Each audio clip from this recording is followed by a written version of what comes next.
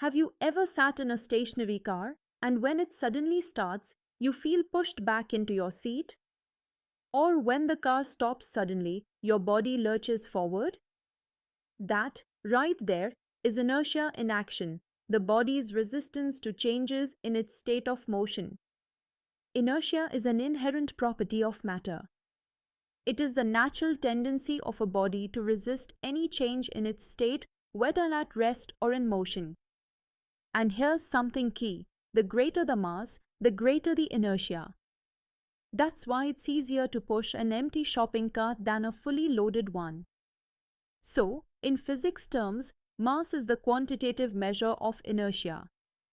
Let's now explore the kinds of inertia, each one beautifully tied to real-life examples you see every day. Imagine a coin resting on a card placed over a tumbler. If you flick the card swiftly, the coin drops straight into the glass. Why? Because the coin resists the sudden change, it wants to stay at rest. This is called inertia of rest. The definition is simple yet powerful. If a body is at rest, it remains at rest unless an external force acts on it. Let's connect this with the train passenger example. When a train starts moving suddenly, passengers standing inside tend to fall backward. Their lower body moves with the train, but the upper body, due to inertia of rest, resists motion. The result? They lose balance. Physics in motion, quite literally. Take a moment to look at on your screen. In the first part, the coin remains still even when the card is moved quickly. That's inertia of rest. But then the coin drops down. Why? Gravity takes over once the support vanishes. Let's make this even more relatable. Shake a carpet and watch the dust fly out. The carpet moves, but the dust particles initially remain at rest and detach due to inertia. Or when fruits fall off a tree as you shake it, that's inertia of rest again. The tree moves, but the loosely attached fruits resist the motion. Everyday physics, right in front of our eyes. Now flip the scenario.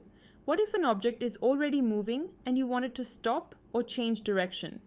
That's where inertia of motion comes in. The tendency of a moving object to continue moving with the same speed in a straight line unless acted upon by an external force. Picture this. A cyclist stops pedaling, but the cycle keeps moving. Why? Because it resists stopping. Inertia of motion. Eventually, friction and air resistance slow it down. Think of jumping off a moving bus or train.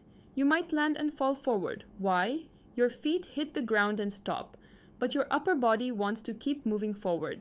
That's inertia of motion causing you to tumble. Another classic, throwing a ball vertically up from a moving train. Even though the ball moves straight up and down relative to you, it still travels forward with the train due to inertia.